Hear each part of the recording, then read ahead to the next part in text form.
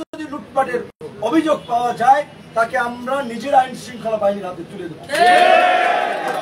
সারা দেশে গণ অধিকার পরিষদ অন্যান্য রাজনৈতিক দল যারা বিরোধী রাজনৈতিক দল তাদেরকে অনুরোধ করব, আপনারা নেতা কর্মীদেরকে শান্ত করুন। কারা কি করছে ইতিমধ্যেই কিন্তু সমস্ত ডেটা আমাদের কাছে চলে আসছে, সাংবাদিকরা জানে। এই লুটপাট নৈরাজ্য চলতে দেব না, আমরা দেব না, আমরা পরিষ্কারভাবে বলছি। কাজে আজকে পুলকিত হওয়ার কিছু নাই। কিন্তু মহামান্য রাষ্ট্রপতি মহোদয়কে বলবো, এই যতক্ষণ পর্যন্ত না সরকার গঠন না হয়, উপদেষ্টারা নির্দিষ্ট দায়িত্ব বন্টন না হয়, ততক্ষণ পর্যন্ত আইন শৃঙ্খলা পরিস্থিতি নিয়ন্ত্রণে আসবে না। এই উপদেষ্টা পরিষদ গঠন করেই বিভিন্ন জায়গায় রাজনৈতিক দল, নাগরিক সমাজ, গণমাধ্যম কর্মী সকলের সমন্বয়ে জেলায় জেলায় উপজেলায় উপজেলায় কমিটি করে এলাকার পরিবেশ রক্ষা করতে হবে।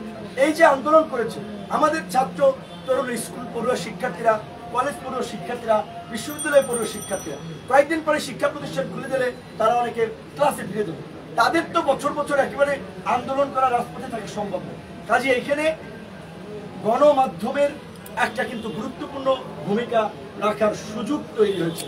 আপনাদেরকে এইবার আপনাদের পেশাদারিত্ব দেখাতে হবে, আপনাদের প্রফেশনালিজম দেখাতে হবে, আপনাদের সেই ফ্রিডম, অবাধ স্বাধীনতা আল্লাহর রহমতে এখন আপনাদের আছে। কাজে আপনারা এইগুলো তুলে ধরবেন। আজকে ছাত্র, শিক্ষক, অভিভাবক, এই যে যারা পানি এগিয়ে দিয়েছিল, মায়েরা তার সন্তান নিয়ে রাজপথে এসেছিল, ঠিক একইভাবে এই নৈরাজ্য, লুটপাট এবং আগামীতে যেন আমরা একটা সুন্দর বাংলাদেশ বিনির্মাণ করতে পারি, সেই ধরনের একটা জন আকাঙ্ক্ষার রাজনৈতিক দলকে, রাজনৈতিক নেতৃবৃন্দকে সরকারে বসানো, রাষ্ট্র ক্ষমতায় নিয়ে আসা, সেজন্য আমাদেরকে সাপোর্ট করতে হবে। অন্তর্বর্তীকালীন সরকার 3 মাসের হবে না 6 মাসের হবে না 3 থেকে 6 বছর হবে, সেটা রাজনৈতিক দলের সাথে আলোচনা সাপেক্ষে, ছাত্র তরুণদের প্রতিনিধিদের সাথে আলোচনা সাপেক্ষে একটা সিদ্ধান্ত নিতে হবে। কিন্তু একই সাথে আমাদের খেয়াল রাখতে হবে, একটা অনির্বাচিত সরকার যদি দীর্ঘদিন ক্ষমতায় থাকে, তাদের তো ওইভাবে অনেকের রাষ্ট্র পরিচালনার অভিজ্ঞতা নাই। ডক্টর মোহাম্মদ ইউনূস স্যারকে প্রদান করা হয়েছে, এটা তো আমরা অনেক আগে থেকেই বলেছি যে বাংলাদেশে ডক্টর মোহাম্মদ ইউনূস স্যারের লেভেলের লোক এই মুহূর্তে নাই।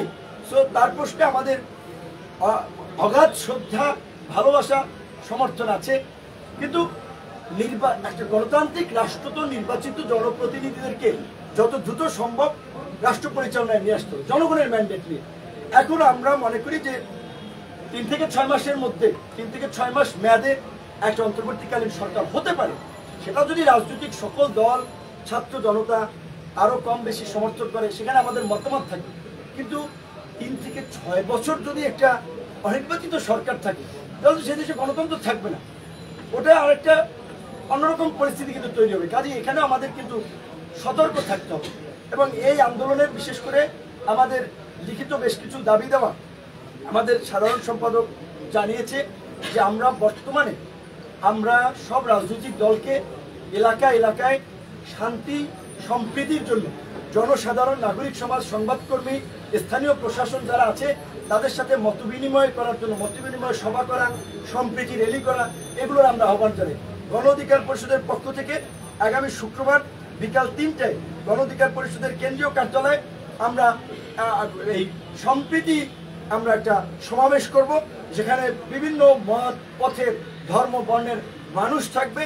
আমাদের এই ঢাকার সমাবেশ থেকে সব মত পথের মানুষের নিয়ে আমরা পুরো জাতির উদ্দেশ্যে একটা জাতীয় ঐক্য এবং সম্প্রীতি প্রতিষ্ঠায় আমরা আবেদন জানাবো। আপনাদের মাধ্যমে আমরা দেশবাসীকে আমরা জানাচ্ছি। কিন্তু এই মুহূর্তে যেটা সবচেয়ে বার্নিং ইস্যু, একজন রিক্সাওয়ালা গুলিবিদ্ধ হয়েছে, একজন ঠেলা চালক গুলিবিদ্ধ হয়েছে। আমি ডিবি কার্যালয়ে ছিলাম, আমি কারাগারে ছিলাম, বিশ্বাস করবেন এখান দিয়ে রক্ত পড়ছে, গায়ে গেঞ্জি নেই, আমার মায়া লাগছে। আমার 2টা টি-শার্ট আমি দিয়ে আসছি, যে ও বলছে হকারি করে পানি বেছে, পানি বাসে যে পানি বেছে, শশা বেছে, লুঙ্গি পরা, ওই অবস্থায় ধরে নিয়ে আসছে, গুলিবিদ্ধ, শরীর পয়সা যাচ্ছে, পা দিয়ে রক্ত পড়ছে, পুজ বেরোচ্ছে।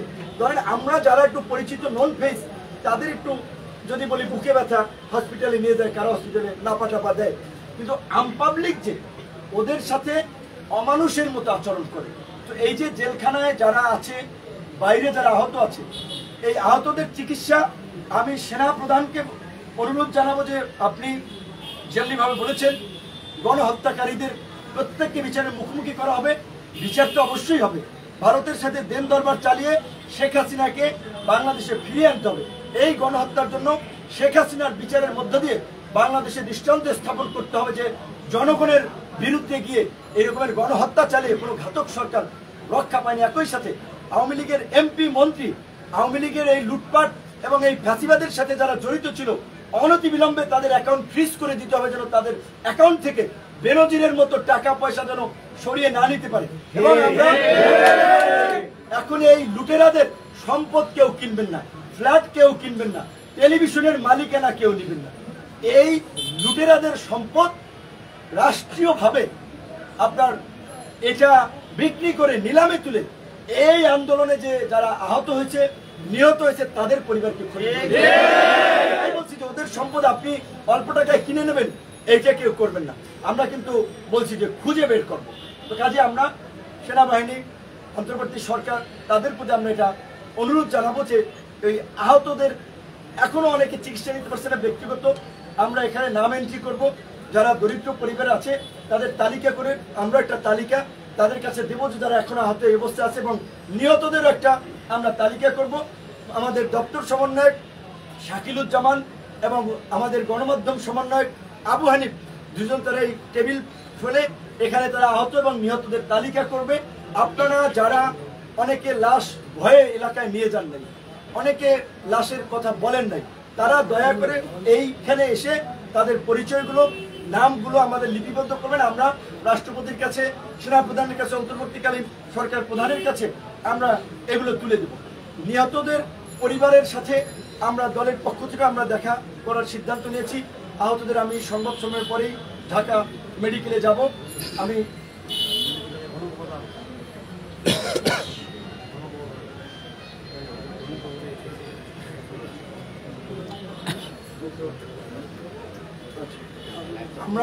আমরা যেটা বিশেষ করে এই মুহূর্তে গুরুত্বপূর্ণ যে বিষয়টা বলে, আমাদের সভাপতি নুরুল হক নূর তিনি কারাবন্দী ছিলেন, যে কারণে আসলে রাষ্ট্রপতির সাথে সংলাপে আমি উপস্থিত হয়েছিলাম। তো আমরা দলগতভাবে আমরা একটি প্রস্তাবনা, এই যে অন্তর্বর্তীকালীন সরকার গঠিত হবে, সেজন্য আমরা দলগতভাবে আমাদের সভাপতি সহ আমরা একটি প্রস্তাবনা দেওয়ার জন্য আমরা রাষ্ট্রপতির সাথে আমরা বৈঠকে বসবো। না, এটা রাষ্ট্রপতি বলেছিলেন রাজনৈতিক দলগুলোর মতামতের সাথীদের পাশে, সেটা তো হবে। তো এই মুহূর্তে যেটা আর একটা কথা যেটা আমি বলতে চাচ্ছিলাম, এখন আমাদের আরো একটা যেটা বলছে, আহত নিহতদের ক্ষতিপূরণ চিকিৎসার পাশাপাশি একটা বার্নিং ইস্যু হচ্ছে প্রশাসনের মধ্যে যে একটা দুর্বৃত্তের সিন্ডিকেট যারা গড়ে উঠেছিল তাদেরকে কিন্তু অনতিবিলম্বে গ্রেপ্তারের ব্যবস্থা করা, তাদেরকে বিচারের মুখোমুখি করতে হবে, নাহলে তারা দেশ থেকে পালিয়ে যাবে। এবং সামগ্রিকভাবে যে আমাদের একটা রাষ্ট্র মেরামত বা এই মুহূর্তে ইন্টারিম গভর্নমেন্ট যেটা করতে পারে তার একটা রূপরেখা সংক্ষিপ্তভাবে কিন্তু আমাদের সাধারণ সম্পাদক উল্লেখ করেছে যে শিক্ষা প্রতিষ্ঠানে গণতান্ত্রিক মূল্যবোধ বিকশিত করার জন্য সকল বিশ্ববিদ্যালয় কলেজগুলোতে ছাত্র সংসদ নির্বাচন করা, ঢাকা বিশ্ববিদ্যালয়, রাজশাহী বিশ্ববিদ্যালয়, জাহাঙ্গীরনগর সহ 4টি যে স্বায়ত্তশাসিত বিশ্ববিদ্যালয় আছে দেশের সমস্ত পাবলিক বিশ্ববিদ্যালয়গুলোকে স্বায়ত্তশাসন দেওয়া। কারণ যদি স্বায়ত্তশাসন থাকে সেখানে শিক্ষকদের কিছুটা ফ্রিডম থাকে, ছাত্রদের কিছুটা ফ্রিডম থাকে, ছাত্র সংসদ নির্বাচন যদি থাকে এবং এই আপনার স্বায়ত্তশাসন যদি থাকে, তাহলে এই যে ছাত্র সমাজ একেবারে 52 থেকে 71, 90 থেকে 24 বারবার যে প্রতিবাদের মাধ্যমে ফ্যাসিবাদ গণবিরোধী সরকারকে রুখে দিয়েছে, এইটা রুখে দিতে পারবে। এবং এখন এই নির্বাচন কমিশন, বিচার বিভাগ, দুর্নীতি দমন কমিশন, এটা কিন্তু সংস্কার করতে হবে। এই যে 16 লক্ষ কোটি টাকা দেশের গত 15 বছরে পাচার হয়ে গেছে, এই পাচার কিন্তু অর্থ ফিরিয়ে আনতে হবে, দেশের উন্নয়নের কাজে লাগাতে হবে। দেশের মেধাবী সন্তানরা যারা এই দেশে মূল্যায়ন না পেয়ে দেশ ত্যাগ করে চলে গিয়েছেন, তাদের সাথে যোগাযোগ করে আমরা এই রাষ্ট্র পুনর্গঠনে তাদেরকে দেশে এসে এখন দায়িত্ব নেওয়ার আমরা আহ্বান জানাবো। ডক্টর মোহাম্মদ ইউনূসের মতো একজন প্রোগ্রেসিভ, লিবারেল, এতটা broad minded, internationally well known, well connected এইরকম একজন ব্যক্তি আমরা পেয়েছি। এটা আমাদের দেশের জন্য যে একটা কত বড় সম্পদ। তো কাজেই তার হ্যান্ডস লাগবে, তার হেল্পিং হ্যান্ডস লাগবে এই রাষ্ট্রকে মেরামত করার জন্য। সুতরাং আমি আমাদের দেশের যারা বংশোদ্ভূত সন্তানেরা বাইরে আছেন, ইঞ্জিনিয়ার, ডাক্তার, প্রকৌশলী, যারা বিভিন্ন সেক্টরে গুরুত্বপূর্ণ দায়িত্ব পালন করছেন, তাদেরকে বলবো বাংলাদেশ আপনার মা মাটি আপনাকে ডাকছে। এই বাংলাদেশকে নতুন করে বিনির্মাণ করতে হবে। নয়া রাষ্ট্র ব্যবস্থার জন্য রাজনৈতিক সমঝোতার প্রয়োজন হবে। অবশ্যই রাজনৈতিক দলগুলো সেই সমঝোতার আলোকে, আপনারা জানেন যে এই গত নির্বাচনের আগে আপনারা একটা 31 দফা রূপরেখা দিয়েছে এবং আমাদের প্রবাসী ভাই বোনদের প্রতি আমি একটা জিনিস আহ্বান জানাবো, এখন এটা জনগণের সরকার হবে। ইন্টারিম গভর্নমেন্ট হইলেও আমাদের সমস্ত রাজনৈতিক দলের সমর্থন আছে। কাজে এই যে দেশের যে ইকোনমির যে আপনার বেহাল দশা, এখন থেকে আপনারা প্রত্যেকটা পয়সা পাঠাবেন ব্যাংকিং চ্যানেলে, রেমিটেন্সের মাধ্যমে এখন আমাদের অর্থনীতি সচল করতে হবে। একই সাথে আমি এই কারাগারে রিমান্ডে যাওয়ার আগে একটা দুঃখজনক ঘটনা আমরা শুনেছিলাম। আপনারা জানেন দুবাইয়ে আমাদের প্রবাসী বাংলাদেশিরা, এই যে বাংলাদেশে আমাদের ছাত্র ভাইদেরকে যে হত্যা করা হচ্ছিল, এর প্রতিবাদ করে ঘরোয়াভাবে একটা প্রোগ্রাম করায় সম্ভবত 57 বাংলাদেশি সহ বেশ কয়েকজনকে আপনার কারাদণ্ড দিয়েছে বিভিন্ন মেয়াদে। তো আমরা সেখানে দুবাইয়ের যারা দূতাবাসে আছেন, বাংলাদেশের অন্তর্বর্তীকালীন সরকার অবশ্যই সেই আমাদের প্রবাসী বীর মুক্তিযোদ্ধা যারা এই দ্বিতীয় মুক্তিযুদ্ধের জন্য ত্যাগ স্বীকার করতে গিয়ে সেই কারাগারে আপনার বিদেশের কারাগারে বন্দী হয়েছেন, তাদের মুক্তির জন্য ব্যবস্থা করতে হবে। প্রবাস থেকে যারা আমাদের এই আন্দোলন সংগ্রামে উৎসাহ জুগিয়েছেন, সহযোগিতা করেছেন, গণতন্ত্রের পক্ষে, মানবাধিকারের পক্ষে জোরালো ভূমিকা রেখেছেন, বিশেষ করে বেশ কয়েকজন সাংবাদিকের নাম না বললেই নয়, জুলকার নাইম সাহের, নাগরিক টিভির চিঠু, কনক সরার, শাহেদ আলম, এরকম আরো অনেকে, মাফ করবেন যে সবার নাম না বলতে পারে কারণ এই মুহূর্তে মনে এসছে না। তো এই সমস্ত হিরোদের, তারা দেশের বাইরে থেকেও যে বাংলাদেশের জনগণের পক্ষে অবস্থান নিয়েছে, তাদেরকে আমরা পুরস্কৃত করব। তাসলিম খলিল নেত্র নিউজের সবচেয়ে বড় কাজ করেছে মনির হায়দাররা, আপনারা জানেন। এবং একই সাথে এই দেশে সাগর রুনি সহ যেই সাংবাদিকদের হত্যাকাণ্ডের শিকার হয়েছে, তাদের বিচারও আমরা দাবি জানাই এবং আমরা তার জন্য সোচ্চার থাকবো। যেসব সাংবাদিকরা এই সরকারের গত 17 বছরে ক্ষতিগ্রস্ত হয়েছে, অনেকের আমরা জানি দেশে থাকতে পারে, সম্পদ কেড়ে নিয়েছে, তাদেরও আমরা পাশে থাকবো। এবং আপনাদের প্রতি একটা অনুরোধ থাকবে, এই ফ্রিডমের জন্য, আপনাদের পেশার জন্য আপনাদেরকে লড়াই করতে হবে, আমরা পাশে থাকবো। এবং আমরা যে গণতন্ত্রের জন্য লড়াই করছি, সেই লড়াইয়ে নাগরিক হিসেবে আপনারা পাশে থাকবেন। আপনাদের মাধ্যমে পুরো দেশবাসীকে ধন্যবাদ এবং কৃতজ্ঞতা জানাই, যারা আমার মুক্তির জন্য কথা বলেছেন, আমার জন্য প্রতিবাদ করেছেন, দোয়া করেছেন। এই যে ভালোবাসা, এইটার জন্যই আসলে আমাদের রাজনীতিটা করা। সো এই ভালোবাসাই আমরা মানুষের কাছে চাই এবং আমরা এই সম্প্রীতি, আগামী শুক্রবার এই সম্প্রীতি সমাবেশ করার মধ্যে দিয়ে আমরা জেলায় জেলায়ও জাতীয় ঐক্য এবং সম্প্রীতি প্রতিষ্ঠার জন্য জেলায় জেলায় আমরা সফর করব। আমরা আমাদের নেতাকর্মী সহ সব দলের নেতাকর্মীদেরকে আবারও শান্ত থাকার অনুরোধ জানাই। বিশেষ করে একটা কথা বিশেষভাবে উল্লেখ করা দরকার, হামলা হয়েছে মাশরাফির বাড়িতে, সেটা অনাকাঙ্ক্ষিত, আমরা নিন্দা জানাই। কিন্তু প্রচার করা হচ্ছে যে সংখ্যালঘু লিটন দাস। তাহলে এই যে ভারতীয় গণমাধ্যম যে বাংলাদেশ বিষয়ে যে নেগেটিভ প্রোপাগান্ডা ছাড়াচ্ছে, বিভ্রান্তি ছড়াচ্ছে, শুভেন্দু অধিকারী যে পশ্চিমবঙ্গের যে বিজেপির যে সভাপতি, তিনি বলেছিলেন যে 1 কোটি হিন্দু শরণার্থীকে নাকি বাংলাদেশ থেকে ভারতে পাঠিয়ে দেবে। কোন কুলাঙ্গার এই দেশের একজন সংখ্যালঘুকে ভারতে পাঠাবে? কে তাদের উপরে হামলা করবে সেটা আমরা দেখবো। তা আমার দেশের বন্ধু, আমাদের স্বজন। বরঞ্চ আমরা যেটা তথ্য পাচ্ছি, এখানে আওয়ামী লীগাররা দেশের যাই চেলা চামুন্ডা লেসপেন্সার আছে, তারা এবং ভারতীয় গোয়েন্দা সংস্থা রয়ের ষড়যন্ত্রে বিভিন্ন জায়গায় এই সংখ্যালঘুদের উপরে হামলা হচ্ছে এবং এই ঘটনাকে বিশ্ব মিডিয়ায় প্রচার করার জন্য যে এই যে বাংলাদেশে মৌলবাদের উত্থান হচ্ছে, উগ্রবাদীরা রাষ্ট্র ক্ষমতা দখল করছে, সেখানে সংখ্যালঘুরা নিরাপদ দেয়। কিন্তু আমি বিএনপি, জামাত, গণ অধিকার পরিষদ সহ সকল রাজনৈতিক দলকে অনুরোধ করবো, যেই যে এলাকায় সংখ্যালঘুরা আছে, আপনারা তাদের সহ একটা কমিটি করে তাদের ঘর বাড়ি সম্পদ আপনারা পাহারা দেবেন। এবং আমরা প্রত্যেকটি সংখ্যালঘু ভাই বোনকে বলবো, অন্তত গণ অধিকার পরিষদের নেতা কর্মীরা প্রতিদিন রাত থেকে আপনাদের বাসা পাহারা দেবে। আপনারা যদি আক্রান্ত হন, গণ অধিকার আপনারা এই খবরটুকু পৌঁছে দেবেন। এই যে ঘর পোড়ার মধ্যে যারা আলু পোড়া খেতে চায়, এদের ভিডিও রাখুন। ইন্টারিম গভর্নমেন্ট হইলে বিচারের মুখোমুখি তাদের হতে হবে। ভাবছে কি সরকার এরা গঠন করে বলাইছে, তারা লুটপাট করছে, এমপি হয়ে গেছে, বাস্তান হয়ে গেছে, গুন্ডা হয়ে গেছে, এখনই মার্কেট দখল, আর একজনের ফ্ল্যাট দখল, আরেকজনের টেলিভিশন চ্যানেল দখল, আরেক সাংবাদিককে মাইরা হাউস থেকে বের করে দেওয়া, এই নৈরাজ্য আমরা চাই। আমরা শান্তি, সম্প্রীতির বাংলাদেশ চাই, একটা সহনশীল সমাজ চাই, একটা গণতান্ত্রিক মূল্যবোধের সমাজ চাই। মারামারি, হানাহানি, প্রতিশোধ, প্রতিহিংসা এই দেশে গত 53 বছরে চলেছে। এই অ্যানালগ রাজনীতি, old generation corrupted politics, dirty পলিটিক্সকে তরুণ সমাজ ধুয়ে মুছে তারা পরিষ্কার করে নতুন রাজনীতি, নতুন বাংলাদেশ বিনির্মাণ করবে। যেই কারণেই তরুণরা আজকে এই শিক্ষা প্রতিষ্ঠান থেকে রাজপথে, কোটা সংস্কার থেকে রাষ্ট্র সংস্কারের দাবি তুলেছে।